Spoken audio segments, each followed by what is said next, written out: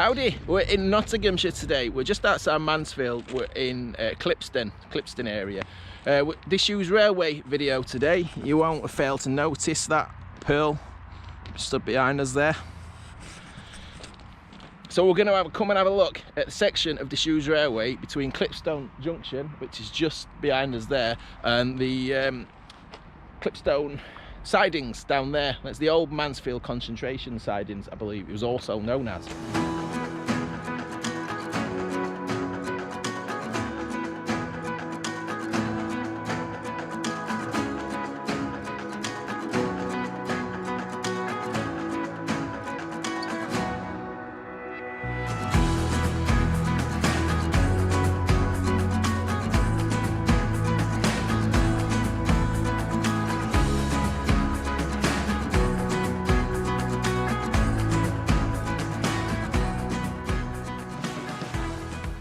Introduce you to Stephen.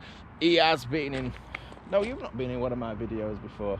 Actually, it might have briefly been in one of my videos where we walked across Carlton Road. The road. This is like a scene from Beatles, this. It is, isn't it? Oh, forgot how we're crossing a road then. So yeah, so we have met before when we did Sneinton Tunnel. So we're going to be having a good poke around these sidings today and seeing what we can find. We're here today on part of the old Mansfield Railway, an 11-mile stretch that connected the Lancashire, Derbyshire and East Coast Railway at Clipstone, by that time taken over by the Great Central, to the Great Central Mainline at Kirkby and Ashfield. The line opened in 1916 and we're looking at the northern end today, known as the Mansfield Concentration Sidings. We're right in the proximity of a list of collieries as long as your arm, and the remains of the sidings we're about to see today played a big part in the moving of the coal from the Nottinghamshire collieries to destinations far and wide. We've got Clipstone Junction at the top there. We can see the sidings right in the middle and Clipstone Colliery down at the bottom. Throughout the 80s, the coal industry began to shrink very quickly and many of the local collieries closed. The nearest colliery to the sidings was at Clipstone, which lasted in some form until 2003. The sidings closed in 1986, although trains still passed through on the through lines until 2003. Should have fetched a canoe today. We're just having a scout around the old Clipstone junctions. We can see the 3 junctions there on the triangle. Only the top line is still in use, and that's the High Marnham Test Track, or as it's also widely known, the former LD&ECR. Clipstone West signal box there. What's interesting about Clipstone West signal box is it's still manned part-time, but it's not actually on the side of an actual railway line. That bridge you can see there doesn't actually have any track going over it, as we can see on this overhead shot. So we're stood in the middle of that triangle at the moment. So that's the disused line going off down there that we're gonna be walking further up, and that's the other side of the triangle. And this line here is the High Marnham Test Track. Now we know that line, that's the LD&ECR. That's the line we've covered further up.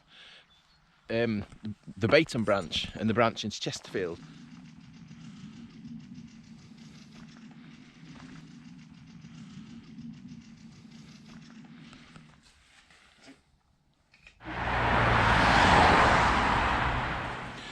Underneath our disused line, just next to the dog and duck pub.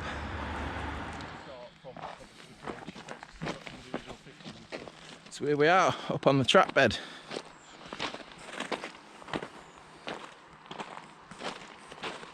That's looking over that bridge we've just been stood underneath there. Just looking down on that little underpass there. Little farm access, isn't it?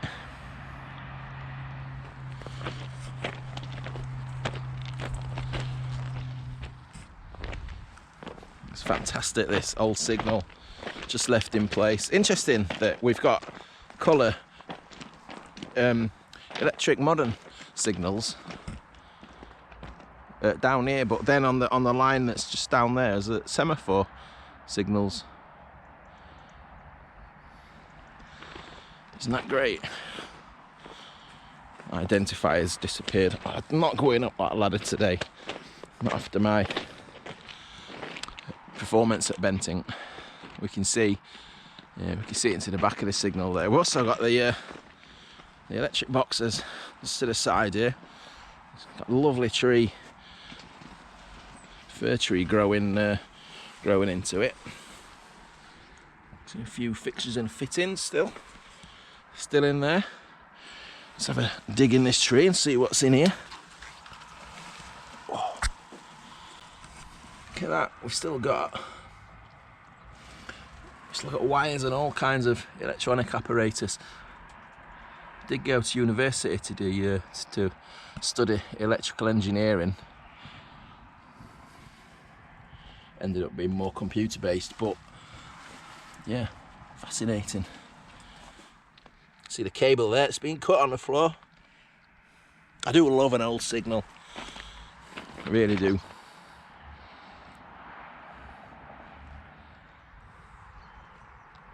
So large embankment we're stood on at the moment. That's the little village of Kings Clipstone, just to the right hand side of the track bed there. There's another signal, it's the second signal we've seen. Right, so we're at the start of the sidings now. So that's the track bed. I suppose it's through track bed going up there, but we've got sidings up on this banking on the left hand side here. So we're gonna go and have a nosy up there, see what we can find, see if there's anything left behind. Colours on that. That's got a rust in there, isn't it? Steven thinks that that's come out from the bottoms of steam engine or something. That's it, go on then. This is Debbie McGee here, just holding. So, say this comes out at the bottom of a steam engine then, in the bottom of the firebox. Is it what they used to pull out all the stuff? Just drag all the stuff back. Is it heavy? Fairly, yeah. Yeah, I won't keep you much longer. Thanks. There we go. So here's this expanse. Got all these silver birch trees that have all grown. It's quite typical of what you find in old railway land.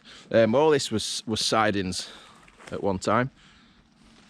Now what Stephen's just been explaining to me is they've bulldozed, they've flattened all this, they've sort of bulldozed everything to one side, and we get this banking at this side. And this is where you're finding all your bits of metal, bits of old railway stuff that's been left behind, your bits of metal, you know, this is the general stuff you see that you come across on disused railways. I think we could just probably save ourselves a few hours here and just go and look at stuff in Pete's garden. I know Pete's been wanting to come out with me again. He messaged me a couple of months ago saying, let me know if you're going out again. Yeah. Well, I know he works when I don't get many weekends.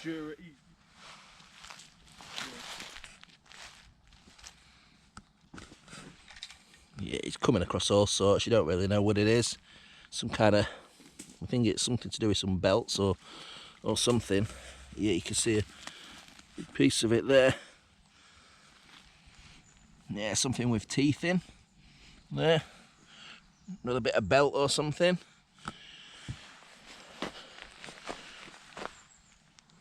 A ring off something there. As always, I'm bang on point with the descriptions and the terminology. Right down there, but you can find some good stuff. It's old pipe here.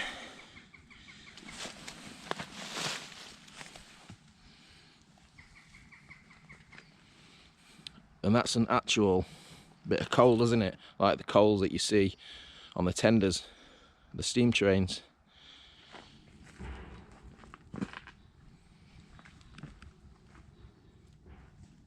It's like a washer or a spacer or something like that.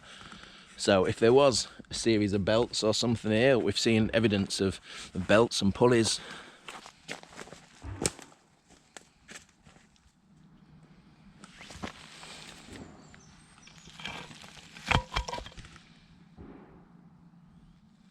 Something like that. Insulator. Got any writing on it? It's got a B there and nothing on the side. Yeah, one of them rollers. I think that just backs up the suggestion that there was conveyor belts along this side of these sidings. There's another pipe. Could they be brake pipes?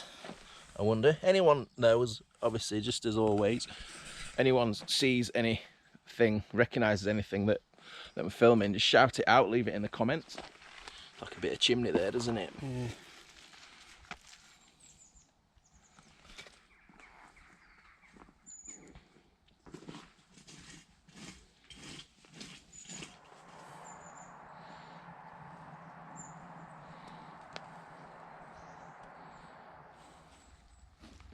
It's an old brake pad or brake disc. It's really light, like a ceramic. Just tap it on here. It's not metal, that.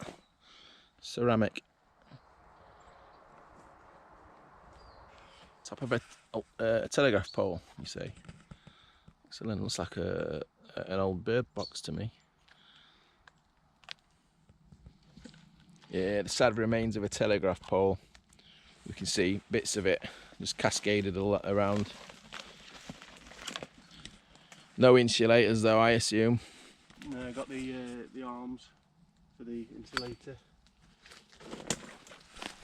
This is 0. Fantastic.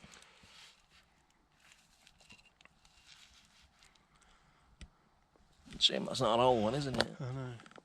So it looks like there was definitely some kind of building or something here, some kind of facility. We've got something here. We don't know if it's something like a fridge, something like that, but we've pulled out as well. Or Stephen's pulled out, should I say. This old milk crate, we think it's a milk crate, Truman's. And we know we're right on the edge of the railway boundary here, because we've been following these lines of railway boundary posts.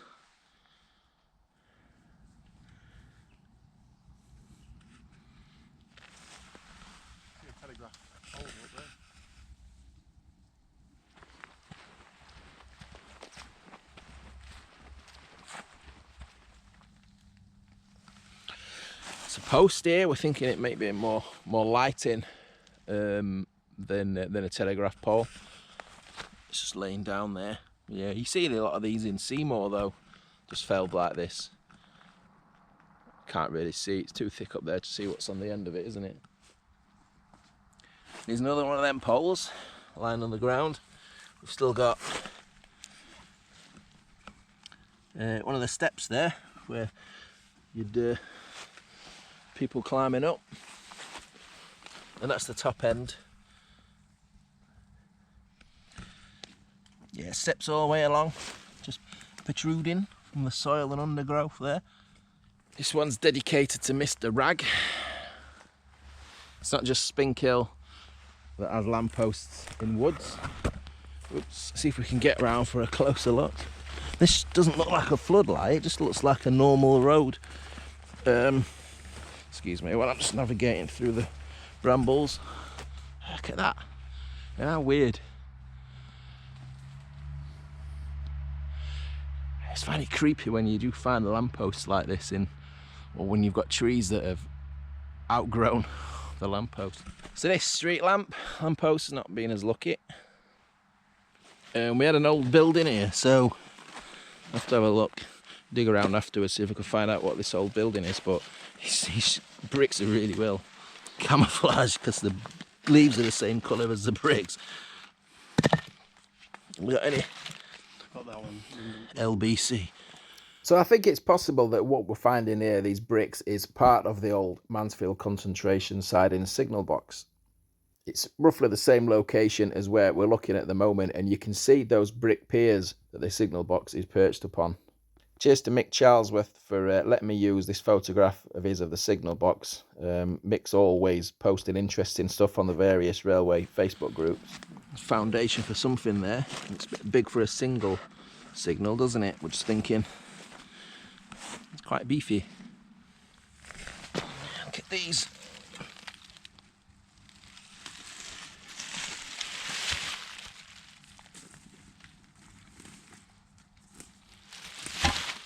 Couple of these up here, and here's another felled. What's this, like floodlighting, isn't it?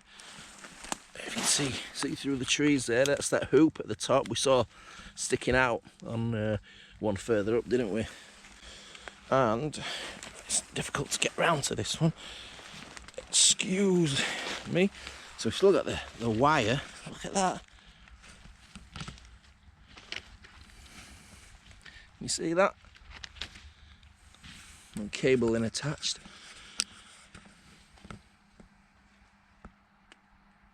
Right, so that's one of those we've just... David Bellamy today, through here. That's one of those lampposts we've just seen lying down, look, with the hoop on the top of the ladders, and then insulators. The insulator's still on there in hole, actually. No cables attached. But that's what we've just been looking at, felled. But that one's still got the top on. A lot of lampposts in this video, isn't there? But that's long gone if anything. Still plenty standing. Another one here. So it's a junction box. Still got the wires coming down there. Red. That's quite an old one then, isn't it? If it's got a red ladders on there all the way to the top. And the same thing again, look. Still got the top on there. The insulators.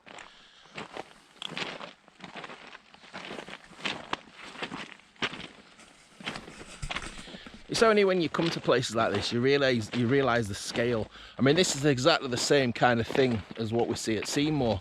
Just the scale and the size of what's left behind, or what's the land, just the footprint that's left behind. Exactly the same here. It's only when you kind of put it into some kind of context by coming that you realise just what the size of the scale of the loss from the loss of the coal industry. So this is like that one, well, it's nothing like that one actually, in Cudworth. It's Cudworth, not Cudworth, other than that it's a water tower without the top on it. But it looks so eerie in today's low light, misty conditions, doesn't it? Yeah. Just appearing, this one. It's blue brick. What a structure. That's huge, isn't it? Let's have a wander inside. Is that the toilet? They find the remnants or something back up there.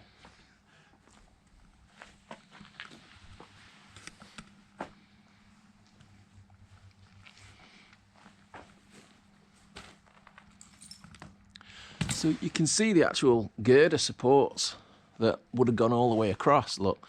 So they've been cut out as well, so they've not just removed the top, unless it was part of the actual tank structure. Shabba!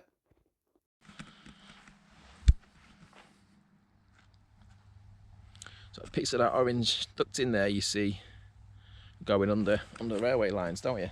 So there's your water tower. So we've got a lot of stuff here. It's a concrete dumped around. Tina Turner, looks like a fridge. Bit puzzled about the Tina Turner thing, but mixed it around. And I believe this is what we've got, some foundations up here for some office, tiled floor there.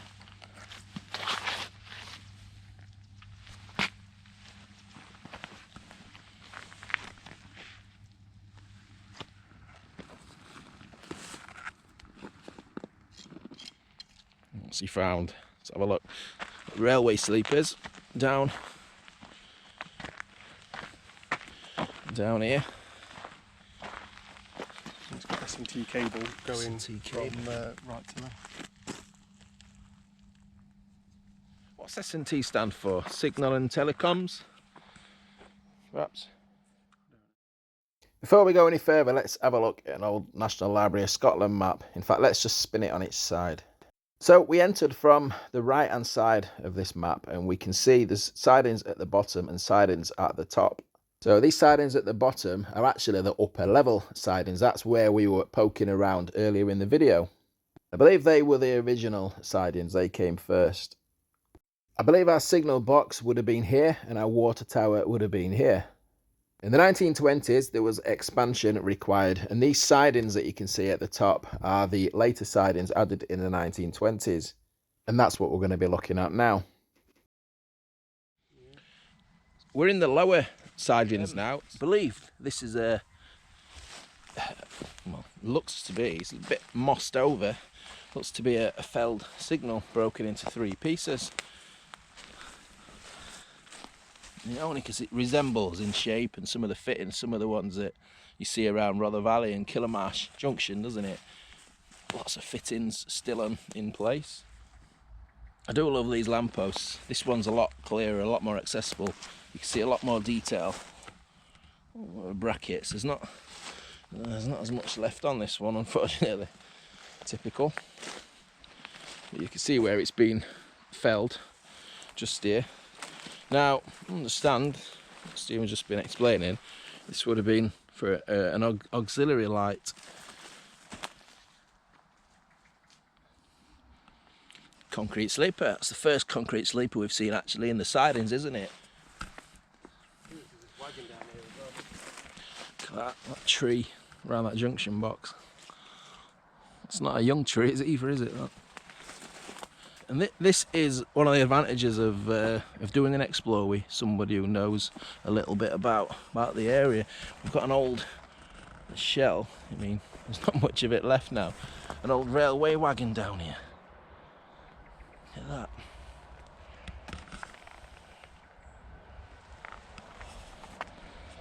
Let's see if I can get further in. Oh, this post sticking up, is that part of the wagon? What kind it was or anything like that. Oh, that box there still got the British Rail logo on, look.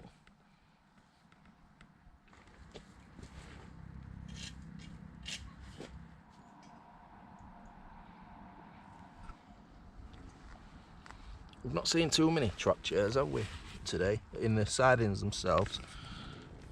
You can't see the date on that. Well done. Yeah, 1927 on there. I think that's probably the oldest track chair I've ever come across.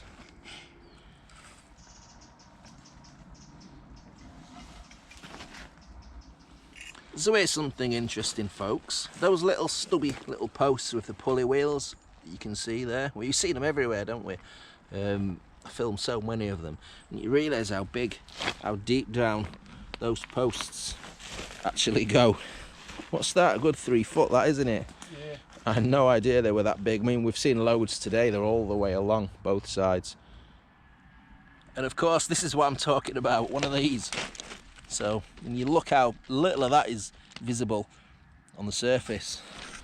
And when you think about it, it makes perfect sense. The forces that are going to be going through those cables, those pulley cables, to the signals or whatever, it's going to be quite some tension in those, isn't there? It's going to need to, so that'll makes perfect sense. That's why they're so deep underground.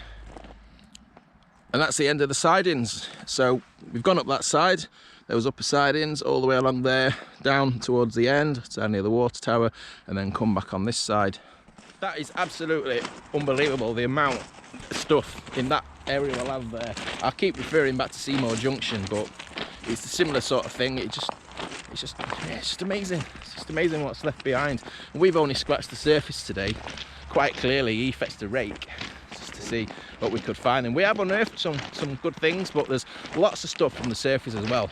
Lots of interesting things on the surface today. And I probably won't be including everything we've seen, just because, well, I don't like to make videos too long. No. Right, so from Clipstone, that's it from us. As always, thanks for watching, appreciate your support. So take care, we'll see you soon.